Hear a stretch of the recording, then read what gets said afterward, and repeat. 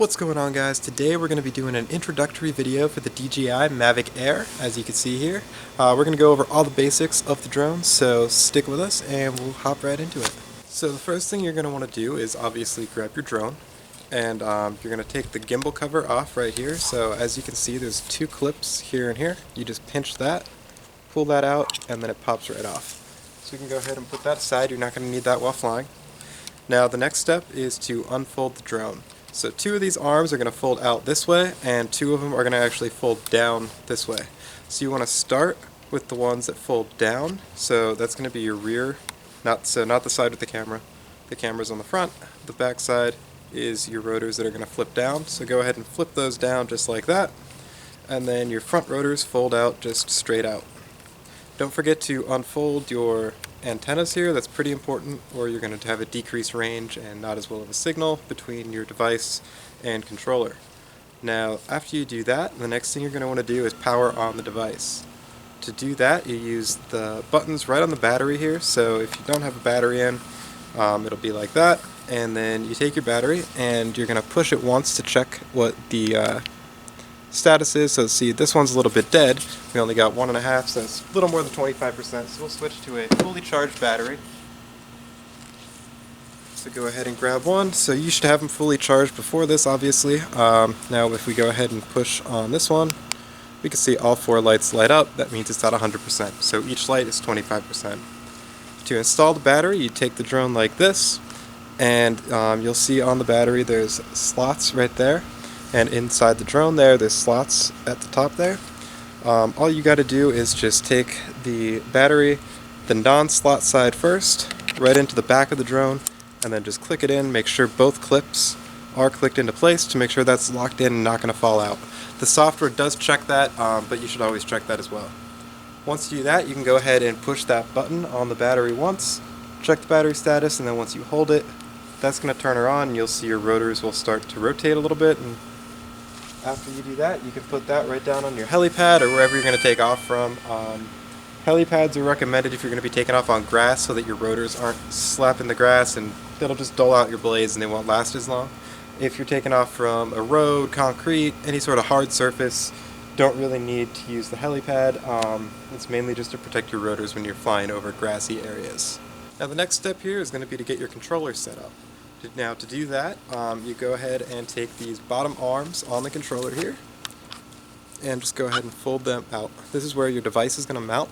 So if you're using a phone, it's going to sit right between these two arms. They'll lock into place. If you're using an iPad, hopefully you have the adapter that you need for that, and that bracket will sit in here, and then it comes out, and then your iPad will sit here.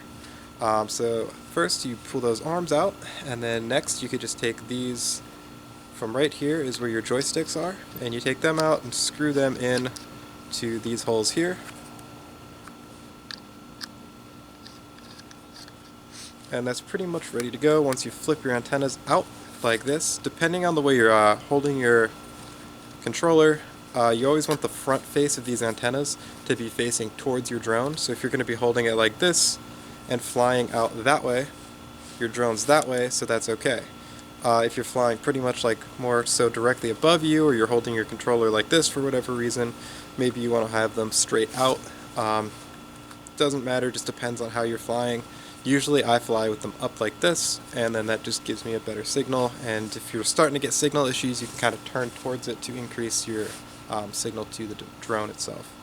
So after you got that all opened up, you're going to want to make sure the cord that you have plugged in here onto the side and it will run down to here, which is the small one. And in addition to that, you can also plug in a regular cord into the big USB slot and plug that into your device. But you're going to want to make sure the one that you get all 3 types of cords with your drone. You get a micro USB, a USB-C, as well as a lightning cable for the iPhones. I have a USB-C device, so I have that plugged in here. So it just plugs in here, and then you run the cord down and pop it into the slot right there. Once you do that, you can take your device and go ahead and dock it in. So you probably want to take it out of the case for this. The cases will get in the way, it won't really fit into the controller the right way. So you can go ahead and pop in the side of your device that has the charger port on it first, and just slide that right into the charger. So then that just make sure it's plugged in all the way, and then just pop your right side on so that it's snug in there. And you can go ahead and center up the controller there, so your device is mounted in there. It's pretty sturdy, it's not going to fall out or anything. So once you get that set in, we can hop into the software end of things and all the buttons on the controller. So as for the software of this, you're going to need the DJI Go 4 app on your device. So you can download that on the Play Store or the Apple Store as well. And once you get that installed, you should have everything set up as far as your account goes in the app. Before this video, I'm not going to go through that, but once that's installed and set up, you're going to go ahead into the device, which I have displaying on the screen here, and once you turn on your controller, and then you're going to go ahead and launch the app. So we're going to go ahead into my drone folder here and go to DJI Go 4. That's going to load up the app. As you can see, we're flying in air, so on the top left here we want to select Mavic Air. Might look slightly different depending on the update, if there's any new updates from this video, but that goes ahead and selects the air. So then what we're going to do is power on the controller here. So you do that by same way we powered on the drone. You're going to press the power button once, check the battery status. Mine's a little low, but it'll work for this video. So go ahead and press once and then hold. Once it lights up all the way and clicks, you can let go. Now this light is going to go ahead and start beeping, or flashing. Flashing red means it's connecting to your drone. We're going to use DJI Go 4 for this video. So if you have other apps installed on Android, it's going to ask which device, or which app you want to use to control your drone. And then once you get this green light here, that means that you are connected and ready to fly as far as your drone is concerned. So just a brief overview of the controls here. So first off, we'll do the joysticks. You're going to use the left joystick to go up, down. That's going to control your elevation, as well as which direction you're pointing. So if you go left, it's going to actually rotate your drone this way or this way. Now if you use the right joystick, you can go forward to push the drone forward, backwards pushes the drone backwards, right pushes your drone right, and left pushes your drone left. Pretty straightforward on that one. So again, this one controls actual movement in this direction or this direction. This one is going to control your elevation, so up, down, as well as what way your drone is actually pointing while staying in one spot. This switch here is going to put you into sport mode. So when you flip it into sport mode, it's going to have your drone fly a lot faster. You can hit your top speeds. However, it will disable the sensors for crash detection, so you will not have any sort of protection as far as if you're going to fly into a tree or something. That's disabled in sport mode. Just due to the speed that you're flying at, they're not able to respond quick enough.